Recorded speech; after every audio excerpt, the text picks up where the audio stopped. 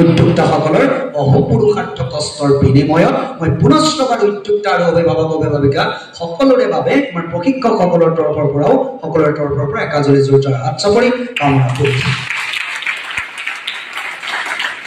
অসমত বৰ্তমান মই আমাৰ প্ৰশিক্ষাৰ্থীসকলক এষাৰ কথা কওঁ, প্ৰশিক্ষাৰ্থীসকলক ভৱিষ্যতৰ কাৰণে কওঁ, বেয়া কোনেও পাব নালাগে। প্ৰজ্ঞান প্ৰতিম বৰুৱাই কথা সদায় পোনকৈ কৈ ভাল পায়, পোন কথা পক বেকা কথা চৌ নে কিবা ফকৰা এটা আছিলে।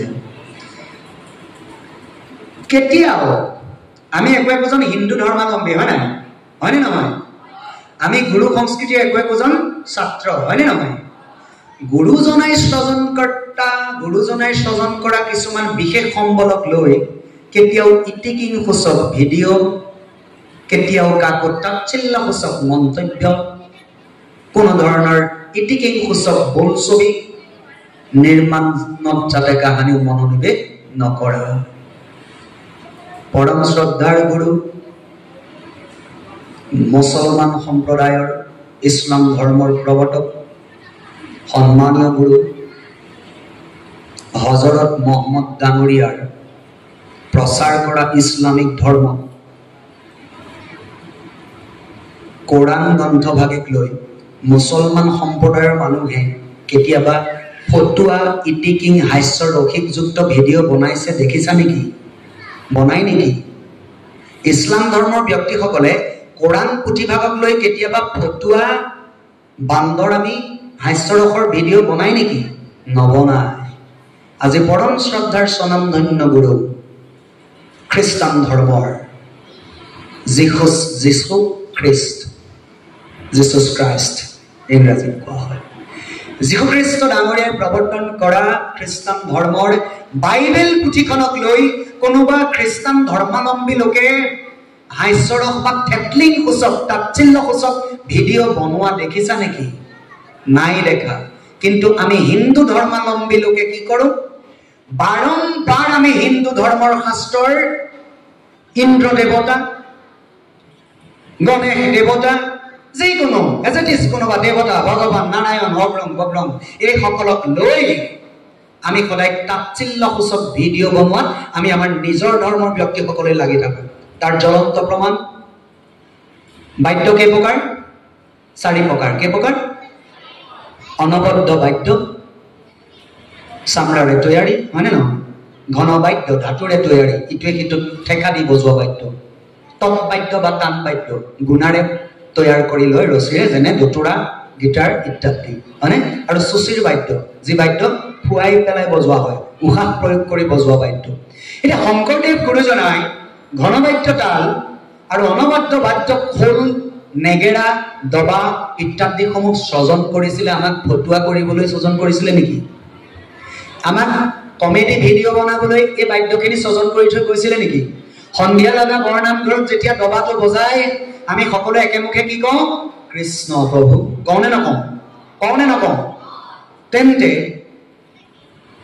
শংকৰদেৱ গুৰুজনাৰ সৃজিত এই অমূল্য সম্পদবিলাক, যিসমূহ সম্পদে আমাৰ মনত এটা আধ্যাত্মিক চেতনা জাগ্ৰত কৰিব পাৰিছে, এনেধৰণৰ গুৰু সংস্কৃতিৰ সম্পদসমূহক লৈ বেহাৰবাৰী আউটপোষ্টত মগু বুট মগু বুট মগু বুট মগু বুট তালযোৰ লৈ গৈছে, খাম খাম খাম খাম খাম খাম, কম্বলখন ক'ত তুলি নে কিবা কিবা লেপ তুলি, হয়নে নহয়? একেলগে খ্ৰীষ্টান ধৰ্মৰ ব্যক্তিয়ে তেওঁলোকৰ সম্পদক লৈ বেয়া ব্যৱহাৰ নকৰে, একেলগে ইছলামিক ধৰ্মৰ ব্যক্তিয়ে কেতিয়াও তেওঁলোকৰ কোৰাণক লৈ এনেকুৱা ফটো আমি এনেকুৱা থাৰ্ড ক্লাছ ফাল্টু কমেডি ভিডিঅ' নকৰে। কিন্তু আমি কিয় অসমীয়াখিনিয়ে বাৰম্বাৰ তেতুন তাবুলি ভাওনা, খাবলৈ বহিবা ধেত্তেৰি, কিৰিং কিৰিং মোবাইল ফোন বুলি স্বৰ্গৰ ভিডিঅ' বনাইছিলে দেখিছা? সৌখিদিনা দেখিলো এক আচৰিত কাৰবাৰ। শৰ্মা দোকানী নামৰ ব্যক্তিজনে কৈছে, ফটো আমি কৰিছে, সোঁফালৰ কিলাকটি খেত, বাওঁফালৰ কিলাকটি খেত। শংকৰদেৱ গুৰুজনাই সূত্ৰ নাট্য সৃজন কৰিছিল কিয়? গোটেই আধ্যাত্মিক চেতনাৰ কাহিনীসমূহ সূত্ৰ নৃত্যৰ শৈলীৰ মাধ্যমেৰে ৰাইজক জনাই জাগ্ৰত কৰিব বিচাৰিছিল এক আধ্যাত্মিক চেতনা। তেনে এক সম্বলক লৈ যদি এনেধৰণৰ বান্দৰামীবিলাক মাত্ৰ অসমীয়াসকলে কৰি থাকে, তাক হতমুখে আজি মই বোকাঘাটৰ এই মজিয়াৰ পৰা ধিক্কাৰ দিছো। আৰু ভৱিষ্যতে উঠি অহা কণ মইনাহঁতক প্ৰজন্মক গুৰু সংস্কৃতিক লৈ এনেকুৱা ফটুৱা, এনেকুৱা তাচ্ছিল্যসূচক এনেকুৱা কোনো ভিডিঅ'ত যাতে, এনেকুৱা কোনো চিনেমা, এনেকুৱা কোনো ফটুৱা ভিডিঅ', এনেকুৱা কোনো ছবিক লৈ বা এনেকুৱা কিবাক লৈ যাতে এনেকুৱা ঠেটলিং অপমানজনিত কৰ্ম উঠি অহা প্ৰজন্মই নকৰা, তাৰ বাবে মই তোমালোকক প্ৰশিক্ষক হিচাপে অনুৰোধ কৰিছোঁ, আদেশ কৰা নহয়। সদৌ শেষত জয়তে পুনশ্চবাৰ ক্ষমা বিচাৰিছোঁ সকলোৰে ফালৰ পৰা, কাৰণ বিশেষ দিন উপস্থিত থাকিব নোৱাৰিলোঁ, সময় যথেষ্ট হৈছে, বৰ বহলোৱা নকৰোঁ।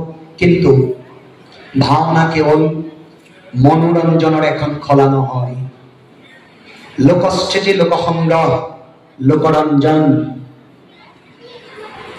সকলোকে নিজৰ হৃদয়ত স্থিত কৰি লৈ সমবেত হৈ আধ্যাত্মিক আৰু ভাল কথা, ভাল বক্তব্য, ভাল কৰ্মৰ জৰিয়তে ৰাইজক বুজাব বিচৰা এক আমাৰ মহান সম্বল, যি সম্বলে বুজাব যে দুষ্টক দমন, সন্তক পালন, ধৰ্মৰ জয়, অধৰ্মৰ পৰাজয়। এই বাৰ্তা বহন কৰাই একমাত্ৰ থলি মাথো শংকৰদেৱ গুৰুজনাৰ নাট ভাওনা। গতিকে মই পৰম আকাংক্ষিত উঠি অহা কণ মইনাহঁত, উঠি অহা যুৱক যুৱতী সকলো একো একোজন পাৰ্গত ব্যক্তি হৈ উঠক এই সংস্কৃতিত, একো একোজন অভিজ্ঞ হৈ উঠক, আৰু সকলোতকৈ ডাঙৰ কথা সকলো একো একোজন মানুহ হৈ উঠক। ভগৱানক বিচাৰি কোনো তীৰ্থ ভ্ৰমণ কৰিব নালাগে। আমি যাওঁ ঢেকীয়াখোৱা, আঠখেলীয়া, মইনাপৰীয়া, হয়নে?